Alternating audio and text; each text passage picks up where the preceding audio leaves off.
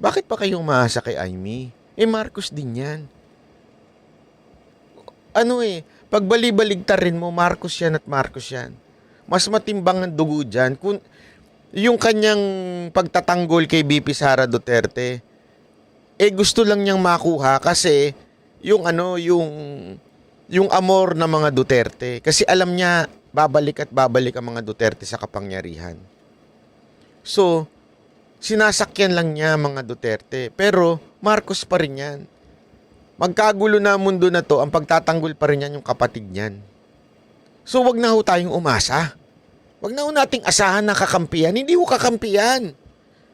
Yung mga vlogger lang niya nagsasabi na kakampiyan, yung mga Duterte vlogger na alam mo namang, ewan ko, ayoko na magsalita.